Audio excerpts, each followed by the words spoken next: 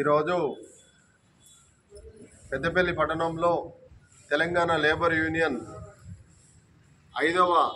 పెద్దపల్లి 5వ కార్మిక సదస్సును నిర్వహించడం జరిగింది. మరి పెద్దపల్లిలో ఉన్నటువంటి స్థానిక కార్మికులకు ఉపాధి కరువైంది.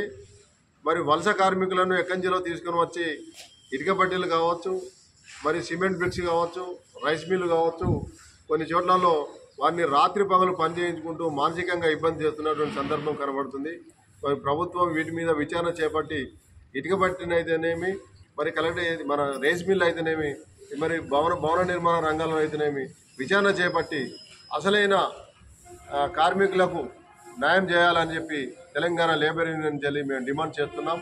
ఒకటేంటంటే వలస కార్మికులను తీసుకొచ్చినటువంటి సందర్భంలో వారిని ఇక్కడికి ఏ విధంగా తీసుకొస్తున్నారు, వారికి ఆధార్ కార్డ్స్ ఉన్నాయా, లేకపోతే ఇది వాస్తవానికి రాజ్యాంగం ప్రకారం అయితే వలస కార్మికులను తీసుకొని వస్తే 3 చోట్లలో రికార్డు ఇవ్వాలి.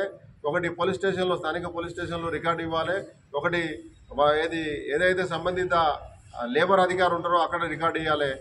కలెక్టర్ ఆఫీసులో కూడా రికార్డు చూపించాలి. కానీ ఇవన్నీ ఏమి జరుగుతలేవు.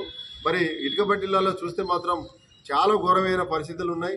వారిని రాత్రి పగలు పని చేయించుకుంటున్నారు, వారిని కొడుతున్నారు. మహిళలను ఇబ్బందికరంగా శరీరపరకంగా ఇబ్బందులకు గురి చేస్తున్నటువంటి సందర్భం చాలా కనబడుతుంది.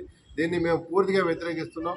ఎందుకంటే వెంటనే జిల్లా ప్రభుత్వం, కలెక్టర్ గారు కావచ్చు, లేబర్ అధికారి కావచ్చు, పోలీస్ యంత్రాంగం కావచ్చు, మరి వారిని నివారించాల్సిన అవసరం ఉన్నది. బడా వ్యాపారాలను నివారించిన అవసరం ఉన్నది. కాబట్టి వలస కార్మికులకు భద్రత కల్పించి స్థానిక కార్మికులకు ఉపాధి కల్పించాలని తెలంగాణ లేబర్ యూనియన్ నుంచి రాష్ట్ర అధ్యక్షునిగా నేను ఇక్కడ డిమాండ్ చేస్తున్నాను. నా పేరు కూతాడి శివరాజ్. ఎందుకంటే చాలాసార్లు మేము ఇక్కడ ఉద్యమాలు చేసినప్పుడల్లా స్థానికులు తాగుబోతులు అని చెప్పేసి ఇక్కడ ఒక పేరు తీసుకొస్తున్నారు. స్థానికులు ఒకప్పుడు మరి పనిచేసే వాళ్ళే కదా, మరి వాళ్ళు ఇట్లా తాగుబోతులు అవుతారని చెప్పి మేము ప్రశ్నిస్తున్నాం. వలస కార్మికులను తీసుకొస్తే వాళ్ళకి భద్రత కల్పించాలి, సౌకర్యం కల్పించాలి. వాళ్ళకి ఎక్కడైతే పనిచేస్తున్నారో సీసీ కెమెరాలు పెట్టాలని చెప్పి మేము డిమాండ్ చేస్తున్నాం. స్థానికులకు ఖచ్చితంగా ఇక్కడ ఉపాధి కల్పించాలి. లేకపోతే మాత్రం తిరుగుబాటు ఉద్యమం చేస్తామని తెలంగాణ లేబర్ యూనియన్ నుంచి నేను ఒక డిమాండ్ చేస్తున్నాను.